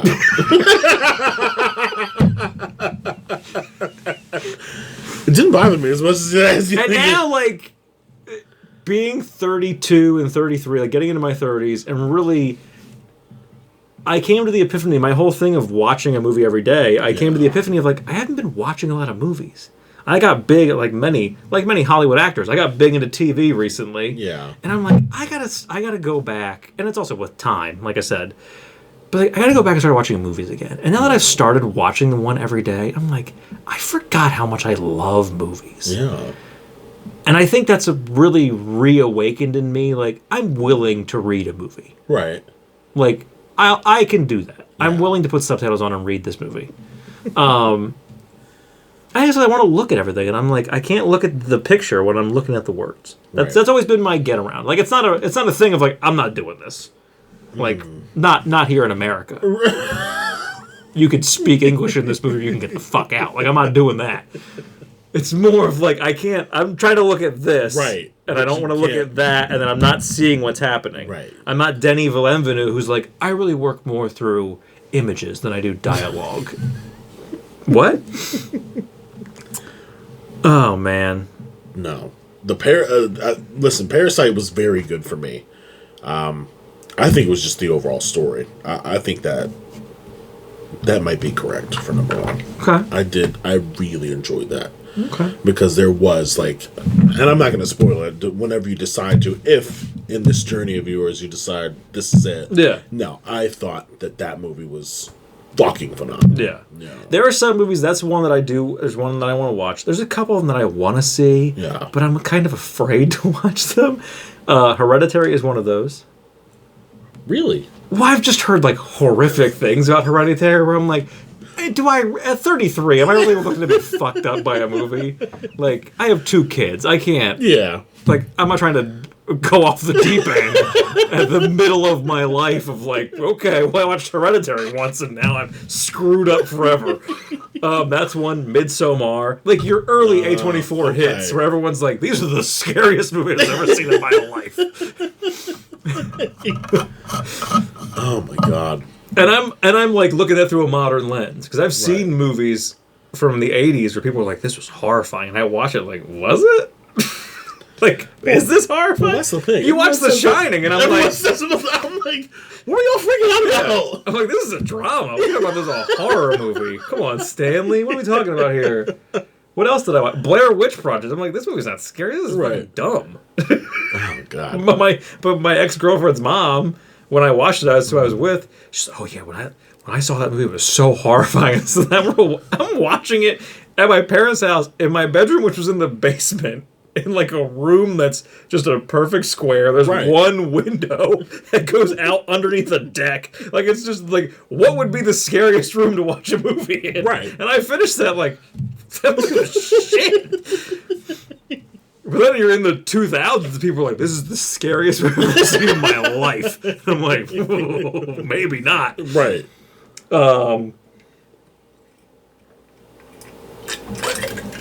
But Parasite, I still don't watch. Yeah. What was the other one that's... Oh, there's one with Justin Long. Shit. I know the whole thing is it's the weird lady in the basement. Oh, God. It's not Malignant. Is it Malignant? No, it's not Malignant, but it's a very similar title to Malignant. If I look up Justin Long, anybody there? Because he's that weird, like, I just do horror films now. Yeah. And the problem with him is he's then luring me into a false sense of security. Because I'm like, I know your career, Justin Long. Like, is this really a horrifying movie because you're in it? Or is this going to be like, it's kind of horrifying, but it's also Justin Long. Right. So I can laugh at this. But people were like, no, this movie's terrifying. Where are you? I know it's very new. Oh, Weapons was so good. I loved Weapons. Did you see that movie? Give me the plot. With the kids that go missing at the school, and Josh Brolin's in it, and the girl from was it Ozark? No. Great movie. I have not seen that. Barbarian. That's the movie I'm thinking of. 2022. There was one that I was just thinking of. It's not on here now. Oh, Us. The fact that Get Out is on this list and Us isn't, I think, is a crime. I loved Us. Did you? Yeah. What about it?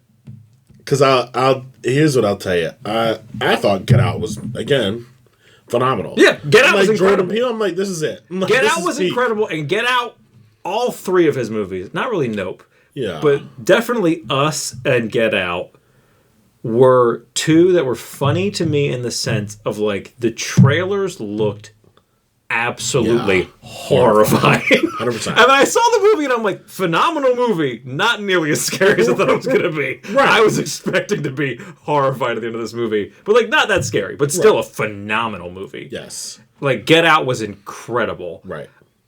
Was Us as good? No, I'm by no means am I saying like that's number one. Right. But like I enjoyed Us. Right. And no, I'm not saying that I didn't. Yeah. And like Lupita Nyong'o and like everyone that was in that movie was great. Yes. But what got me at the end, because I was also like, they're down that creepy hall, the kids are like walking back all weird, whatnot, and she like you get the flashback and you find out that she's like swap places with the person, and I'm like, okay, so you got to live a normal life, like that's what you're telling me is like the reveal. Hey. Hey. you got to live as an American. That was. Okay. Listen. Go off. Do your thing. Yeah. Now I'm thinking about the end of that movie. Because I saw it. Did I see it twice? I saw it in theater. Did I see it in theaters? No, I did not. I didn't see it in theaters. I wanted to. We saw the trailer in theaters, which was hysterical. Right. Because we went to see, what was the movie that played? Vice. Okay. That Dick Cheney movie, which was hilarious. I love oh my God. Adam McKay, who directed it. Yeah. He's a great director. I love Christian Bale. Yeah. I love Sam Rockwell. Like a phenomenal cast. Right. And the movie looked so funny in that way of like, and the opening scene, the opening title card is like, the events in this movie are as true as we could like get. Right. But like, come on. Yeah. like that's what it said basically. Right. And that was a whole funny experience because we saw it because up until this year we had been seeing a movie every year on New Year's Day. Right. And that movie was out. There wasn't really anything else out. And I'm like, I'll see that in theaters. The hilarity that started was there was a woman and her mother and her two small children came in and we're like, you are not here to see a movie about fucking Dick Cheney. Right. They were looking for, I think the second that's like Emily Blunt, Mary Poppins movie had come out. And they were in the wrong theater. well then, before this movie plays, they're still in the theater. Yeah. The trailer for Us. And this woman is like, why would they play that before a kid's movie? And we're like, what? Got up, went out, and then came in like 2 minutes later, we're in the wrong theater. Mom, let's go. We're in the wrong theater. But like the trailer played, and Kelly was sitting next to me. Kelly was fucking terrified of the trailer. And then we watched it. She was horrified. She was like, that movie was too much for me. She's like, I love Get Out. That movie, Us was too much for me.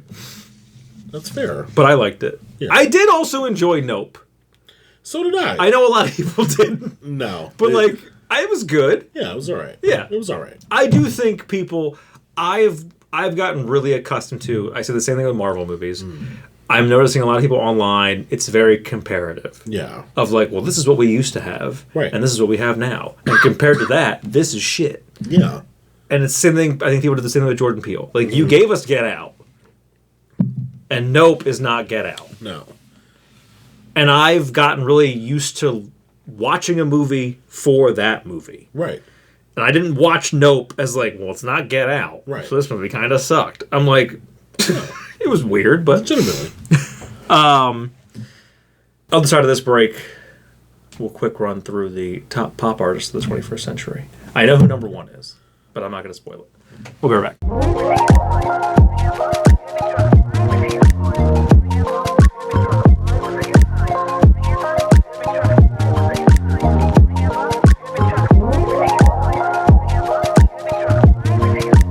Welcome back, folks. Where is this one on my web browser?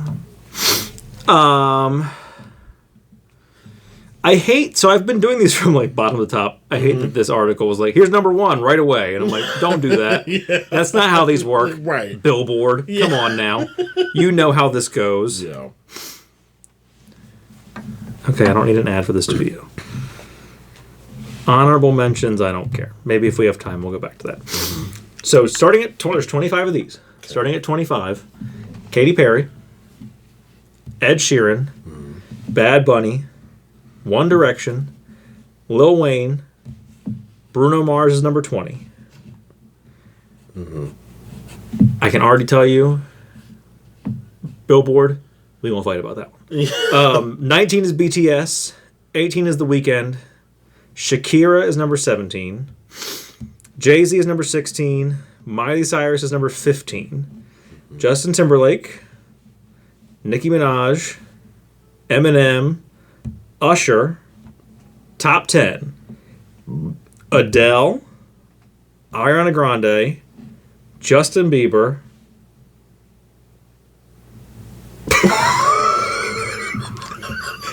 Kanye West, Britney Spears, Lady Gaga, Drake,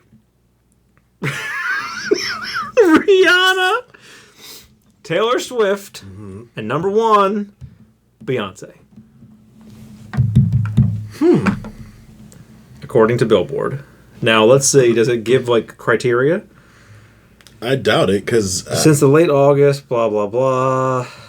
I would say that some of these, they're definitely...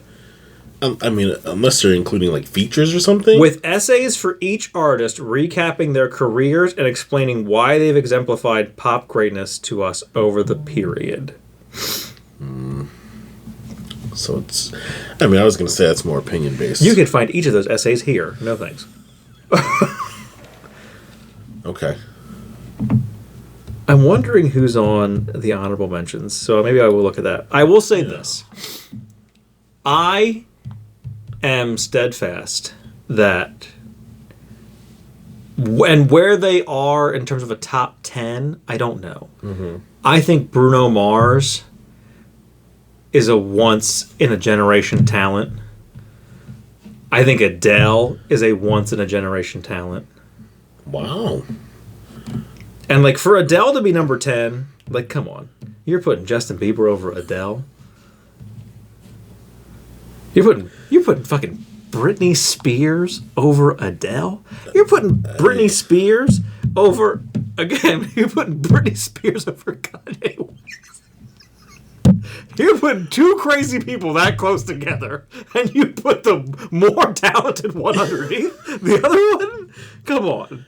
But I think that's where I'm kind of like torn, because you tell me what pop album that Lil Wayne is on. That is the funny thing of like, this is pop stars, and it's like, is Lil Wayne a pop star? Like, wouldn't it be? Is Kanye a pop star? Right, and that's where I'm kind of split, because like, did they Jay-Z? Right, like these are pop stars, right?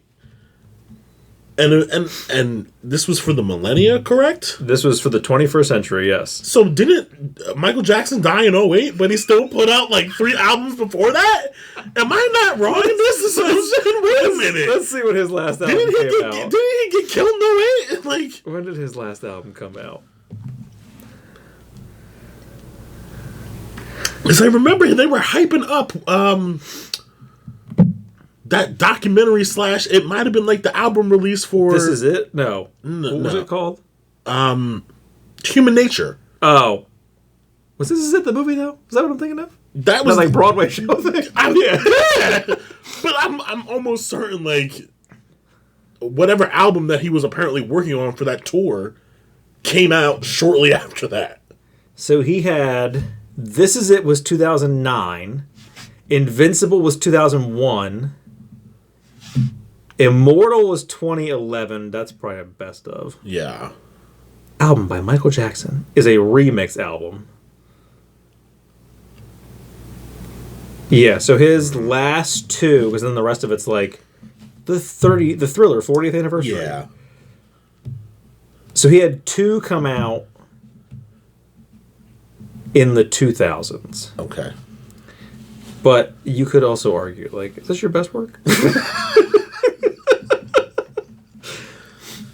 Like, if we're starting in 2000, if the criteria starts in 2001, you could make the argument of, like, he was on the downwind. Is Okay. is this the best work from you, Michael? Yeah. White people do be doing that. Okay. I mean, you're not wrong, but you I also forgot have to Eminem think was about, on there. Yeah, I mean, Eminem's not a pop artist. no. But then you're talking about Britney and Kanye. I don't know if they're reading crazy, but at the same time, like, Britney has a hold on people from at least our generation. I know folks that are our age that are just... Get it. Yeah. I watched that fucking documentary about it, and I got to the end of the documentary like, what are we doing? Like, I mean, we're in the middle of it, and I'm like, you're aware there are things happening in the world that you could be doing shit about, and this is what you're choosing to do things about?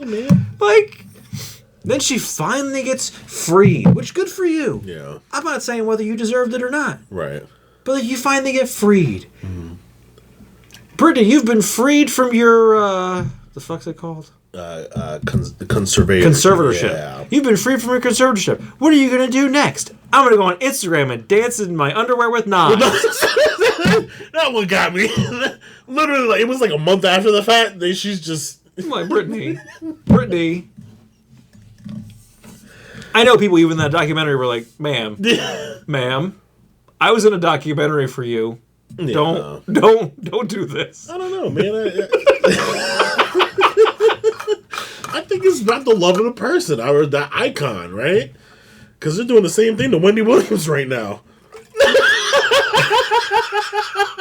They're doing the same shit to Wendy. And people are all over it. I will say, it's horrible. Yeah. They're doing the same shit to Wendy Williams right now. Some of my favorite clips. Mm-hmm, see? I hate it when she collapses. Oh, but she's dressed as the Statue of Liberty? That's great. Oh my god. Yeah. Yeah. That is the peak of, like, I know I shouldn't be laughing at this, but it brings it was hilarious. It brings me to tears. Because the look on her face. When she just stops in the and middle. it's so sudden. She's just like, bam. I'm like, what happened? It's incredible. Oh god! It's like how it's the amount of tears I was in this holiday season reading the comments of people to where am I background singer? All the comments just pile on. Oh my god! Oh my god! That one still gets me. Every time. My favorite part, because I watched it so many times, so I was just laughing. My favorite part of the whole thing, because it goes with the dialogue and her face. Yeah. I forget what happens right before this. And she, like, looks at someone that you can't see on camera, off stage, and she just goes, "Oh my god, it's Christmas!" Just those two sentences back to back. Yes. And the look on her face is like, because she's also vamping in the middle of that because she don't know the words. Oh my god. Oh, I gotta look up the podcast I send you all the time on TikTok. No one listens to this. I'm aware of that. So me shouting them out does not matter at all. But I'm still going to shout them out. Because they're so funny. Another thing of like, should I find this funny? I don't know, but I do. Where are you at? What the hell? What the? Why are they not on here?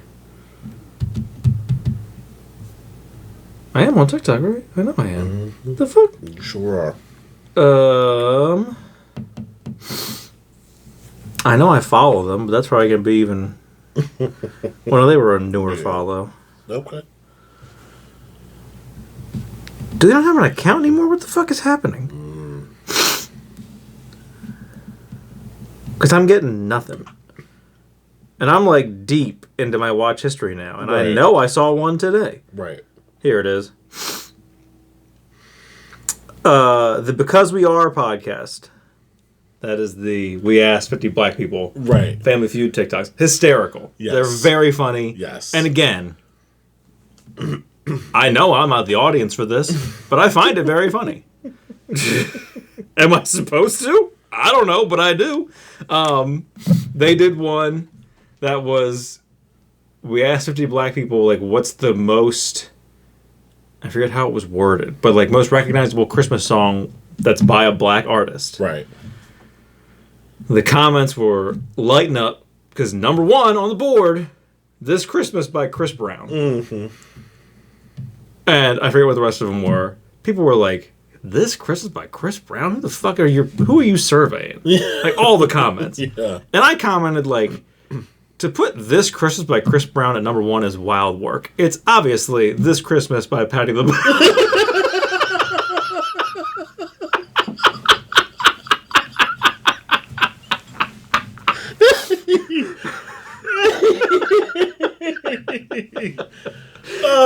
What's funny to me too is I commented that and I thought like if that clip was released on Apple Music, it would be in my Christmas playlist. Yo, right there at the top of the list.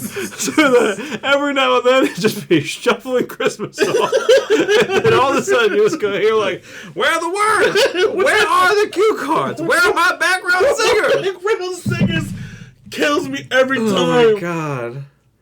Yo, because I know it's off topic, but she is legitimately singers? like in distress. She says it twice. She go, "Where are my background singers?" I'm gonna vamp all I can. Yes, I don't know the words to the song. right. And at one point, she just God. starts doing vocals. She's trying to say the guy's name. Bring that cue card back. Bring that cue card back. I don't know what his name is. Bring the cue card back. Oh my god.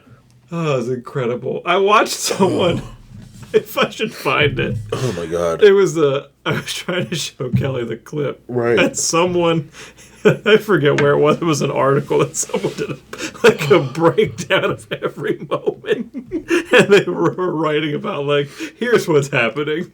And like, I think the title of it was like, why Patti LaBelle's performance at whatever it was, whatever the Washington related thing was that the event was, she's like, why this is the greatest live performance in music history or whatever. And it was just this breakdown of like, because the clip is just her singing, but this took it from the beginning when she gets introduced and the guy introducing her does whatever about like, oh, the great, how do you compare her to anybody, this and that, Patti LaBelle. And then she comes out, and then he keeps talking, and like you see her in the background, and she goes back behind the curtain, like, and the look on her face was like, whoop. Thought that was my intro. Guess not. And the article says, like, why would you say this person's name before she's supposed to come out on stage? And then it just goes into like she then walks out to an empty stage. Yes, it's just her. And you see the risers like in the background. Oh my god. Oh my god. Dude. And then when it gets to the part of the whole like her not knowing the guy's name, Right. the article says like, Patty, I understand what you were trying to do. I understand that's what you were supposed to do. But at the end of the day, wouldn't it have been nicer for you to just let that man play that solo instead of him starting, you yelling over him, and yelling the phrase, I don't know what this man's name is.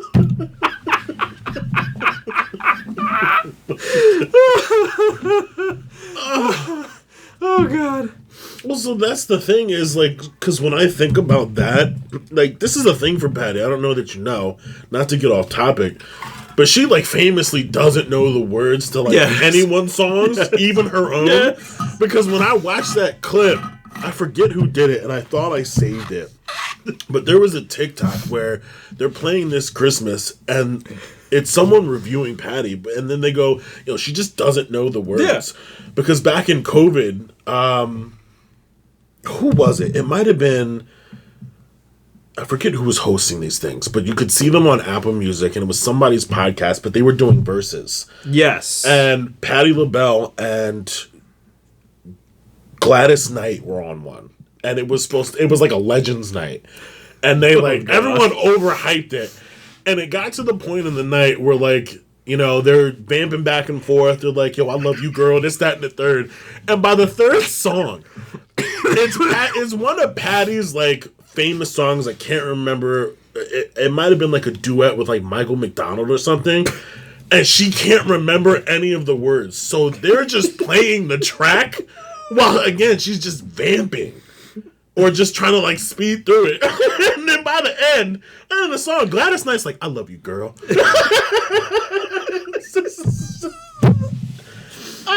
I couldn't.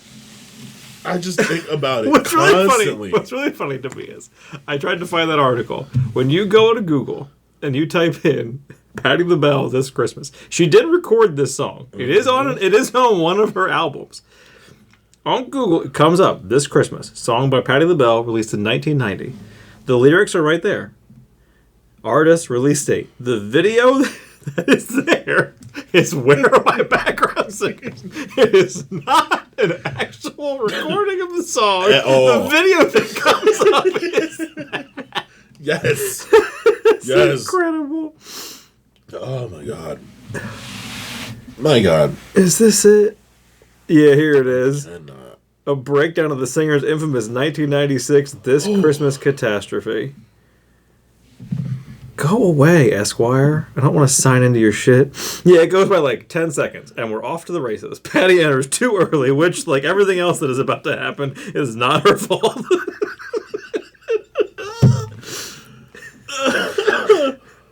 Hey. 33 to 46, Patty attempts a thank you, is drowned out by the horn section, and recoils in barely contained alarm.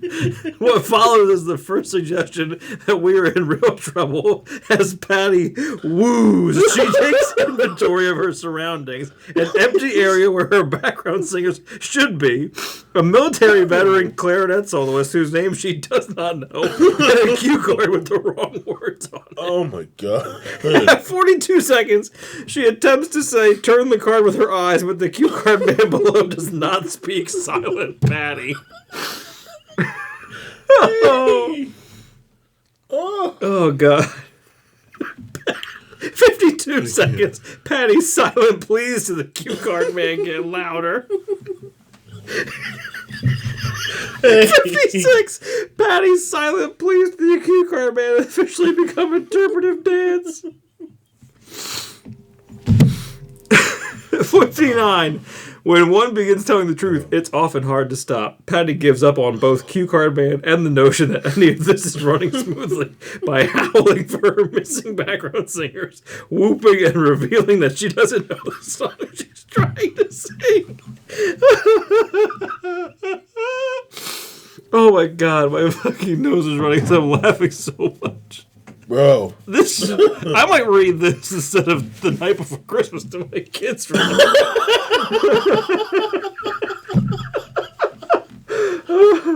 Oh, God. 110, a flawless diva moment. She is being hung out to dry by an unprofessional production, but she will emerge with her name and reputation intact. This is amongst the best ad-libs I've ever witnessed, and I've seen Amy Poehler do improv.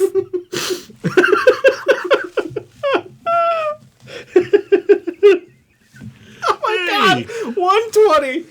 A crowd shot of a child, which would seem to be the appropriate thing for an event of this kind, but a child cannot possibly appreciate the significance of witnessing a moment like this in person. If I were the director, I'd be looking for this guy, and it's that fucking meme of the guy from, I think, America's Got Talent or Britain's Got Talent. Oh my god. Oh. Shit.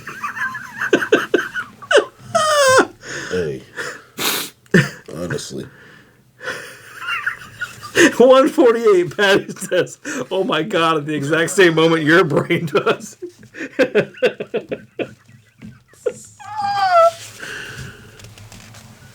Hey. Oh. Oh. My god, man. I'm trying to find the one where she gets the background singers are on stage. 2 minutes, 22 seconds. Here are 3 people who are about to be yelled at.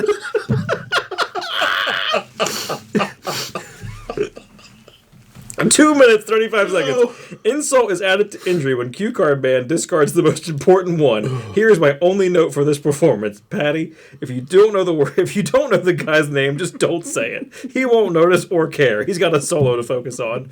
It might register as a snub if he's the type to take offense, but it's slightly better than shouting, I don't know the man's name, angrily ordering the audience to clap at him, gesturing his way with a furious smile, and then rolling your eyes. Oh my god. Oh my god. Oh my god, man. I can't. Oh god, this is incredible.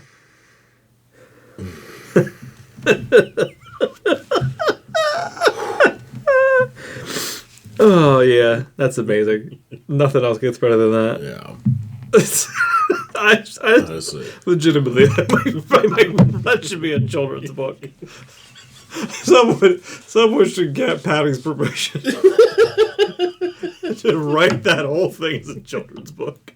That article and then just animated pictures. Oh my god! Yeah. This Christmas. Oh man, I will say this. I had this thought when you said about her not knowing the words to songs. Yes. It is on record. So it's on record on this show. The hilarity of all the things we've talked about on this episode of the blackness within me. My favorite artist of all time is Billy Joel. I will forever go back to Billy Joel. No. But he is on record that his most hated song that he's ever done is We Didn't Start the Fire. It's the only song he's ever written the words before the music. Yeah. And he's on record that he does not know the words to the song. Oh. Like, he doesn't, he's like, I don't want to do it live, but people want me to do it live, so I do it. But I can't tell you the amount of times I've been on stage and I'm just mumbling because I don't know the words to the song. Right. Because there's so many fucking words. Yeah. I got a video recently of a Billy Joel cover band somewhere, and someone, whatever the caption was, because Billy Joel shows up.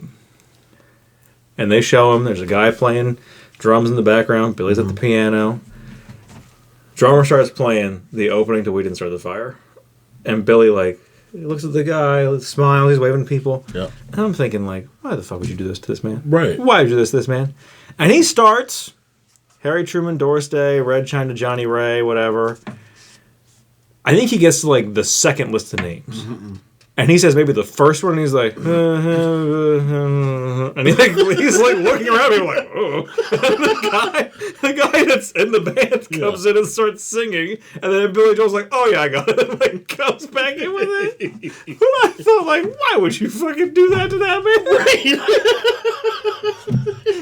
I said, couldn't be me. Yeah. You're a better man than me, Billy Joel. If it were me, and I am as old as you are, and I've done as many interviews as I've done where I've said, like, I fucking hate this song. Yeah. If I come to your cover band and sit down and you start playing that shit, I'm getting up and I'm walking away.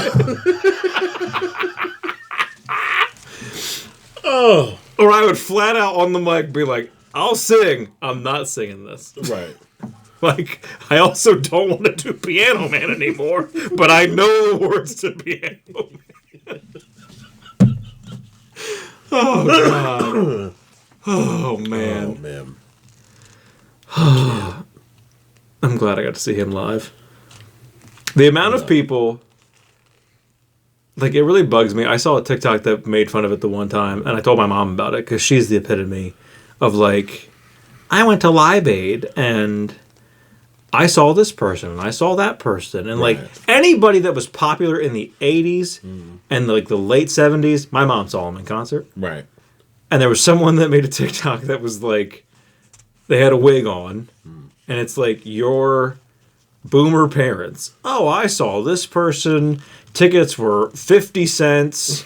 Like, I had to camp out for 4 days to get it, but I got them, and I was front row for 50 cents. And we saw them, and I saw this person, and I saw that person, and I saw this person 4 times, this person 3 times. I was at this festival, and this, and this. And then it's like, and then all their children are like, I saw one concert once. Yeah. And now I'm bankrupt. Like, I spent $2,000 to see Beyonce at the furthest away seat, and now I can't pay my mortgage. And I'm like, it's funny because it's true, right? But there's so many people, like, not even for price, but like, there's so many people where I'm mad.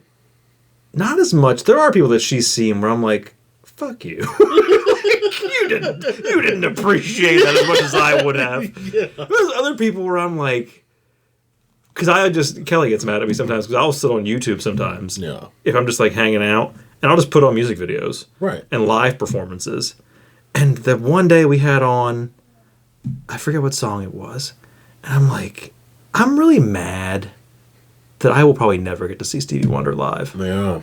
Like, I would have loved to have gone to a Stevie Wonder concert. Yeah, man. And, like... Honestly. Oh, man. He was one of them. I'd love to see The Weeknd.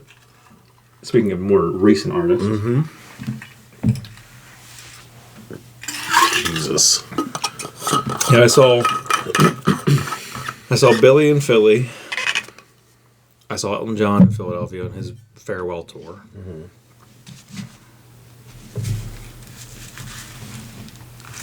What have we seen recently? Was Elton John our last concert? No, we saw Weird Al last year. Wow. At the Man. Okay. In the lawn seats. I love the Man Center. Yeah. I don't know that I want to go to any other. I'll go to another venue, but like I don't want to go to another venue. Right. It's such a nice venue. Wells Fargo, the seats are too small. Yeah. Like, but every artist I want to see, that's where they are. Yeah, they go straight to Wells Fargo. I am glad that we're starting to get more in Philly. Because growing up, there were people I wanted to see, and it always bugged the shit out of me. It always infuriated me that they were listed as being in Philadelphia. And then my mom would look it up, and it's like, no, they're in Camden. And I'm like, why don't you just put that you're in New Jersey? Yeah. Like, stop it. I know you don't have your own identity in New Jersey. You're either Philly or New York. I get it. But, like, technically, you're not.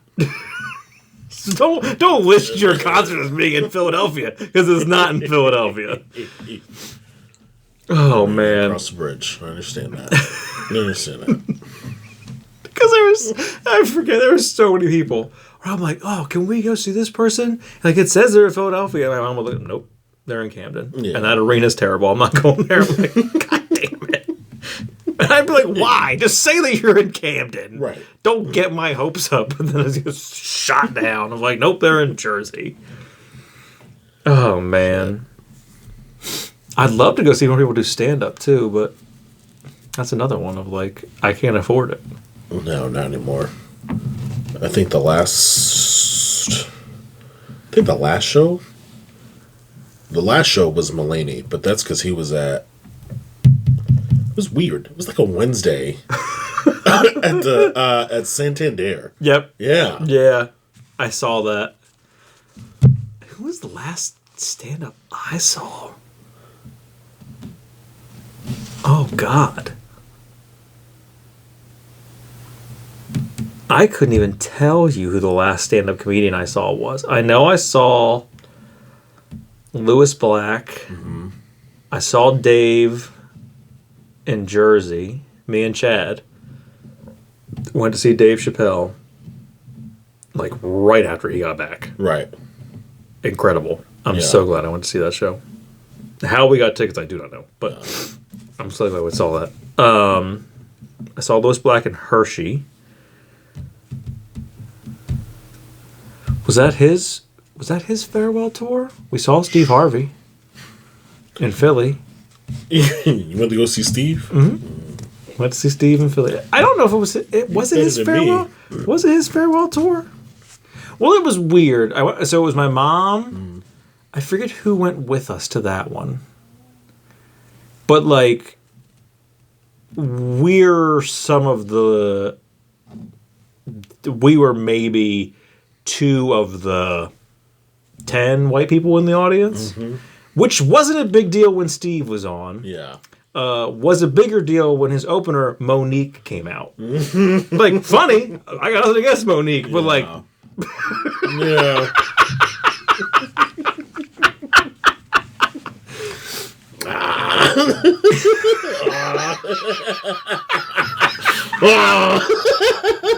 Hey. Oh, man. I think that was his that was his last stand-up tour. Pretty sure. God, how old would I have been? Monique. She was the opener, yeah. I definitely was in high school. When was Steve Harvey's farewell tour? I don't care about all the info. What year was it? I don't care about his birthday show in 2017. That's not when his farewell tour was. I've been trying to get to see Louis while you're looking for Steve for a while. Because when he got canceled, he was like, nothing. Steve Harvey's final comedy tour, 2012. Yeah. So we saw Steve somewhere in the area of 2012. Yeah, that would have been right after high school.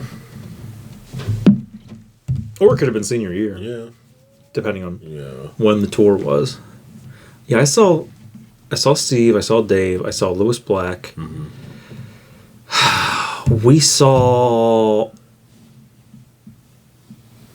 I saw my parents got tickets to see Larry the Cable Guy. We saw him once. I don't know if I've ever seen any other comedians. I want to, though. Every time I see John Mulaney's in town, every time I see Tom Segura's in town, I would love to see Tom Segura. And there's so many, like, the smaller spots. Yeah. Like, Roy Wood Jr. comes to Philly, and I'm like, well, either the timing's weird where I can't get there. Right. Because there's always some weird dates where it's like, oh, I already have plans. I'm like, God damn it. Because Roy Wood Jr. is so funny. Yeah, he's really great. There's a whole bunch of them that do, like, Helium Comedy Club and shit like that. And I'm like, I don't know about it. I'm really mad. Fucking Soul Joel's in Pottstown, who was just there. Tim Meadows. Yeah. And I was real mad that I didn't get to see Tim Meadows. Well, he was at, it was probably right before he went to Soul's, because I was thinking about it. He was at Valley Forge. And I thought to myself, it was like right before Thanksgiving. Yeah. I was like, really? I was like, maybe. I was like, because I could probably swing that. Who was the weird one that was at Soul Joel's? What the fuck? Michael Winston? No. Oh, what's his name? The guy from Police Academy that does the sounds. Yeah. The fuck is his name? It is Michael, right? I think it's Michael. Police Academy and Spaceballs are the 2 movies I know him from. Mm-hmm. I'll find you. Where are you at? Michael Winslow. I was close. Winslow. I thought Winslow, and then I'm like, no, that's Yeah. Family Matters. Right. That's not right. Michael Winslow. Michael Winslow. He was at Soul Joel's, and I'm like, I didn't know you did stand up.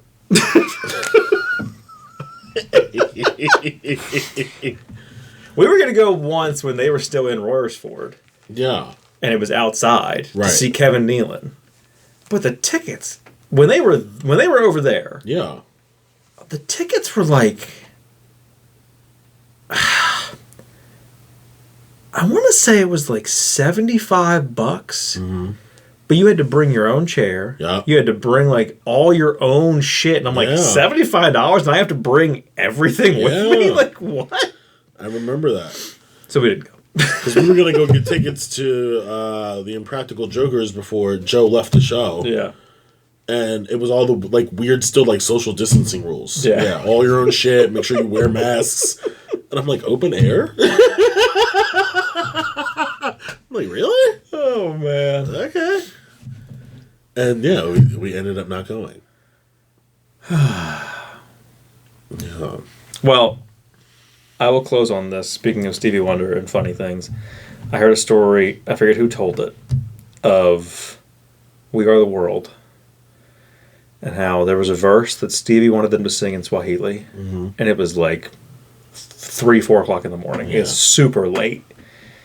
And he tells everybody, and Waylon Jennings was like, I forget what he says, but it's, I'm not doing that. Leaves. Big shot. But then, like, knew some of the words to get it, but knew a guy who spoke Swahili that he could get it all down. So then the guy calls, Stevie leaves, takes the phone call, comes back in, like, all right, got it all here. We're gonna do this verse, and then we'll go home. Right. And I really wish I knew who told this story. Ray Charles says to Stevie Wonder, Stevie, I can barely sing in English. It's 4 o'clock in the morning. I am not singing in Swahili. Yeah. And Stevie said, we'll do this one verse and then I'll drive you home. I can't. Well, I think it was, there's so many funny clips of celebrities telling stories about Stevie Wonder just fucking with people. And it's so good. One of them, I think, is Anthony Anderson talked about, like, I went to his house. And he was like, oh, I think we were going out for lunch. I forget what they were doing. He's like, he walks me outside, and he gets in the driver's seat, and he's like, you coming? And I'm like, and I get in the passenger seat, and he, like, started the car, put it in reverse, goes to, like, look back, and then says to me, like, I'm wondering how long it's going to take you to stop.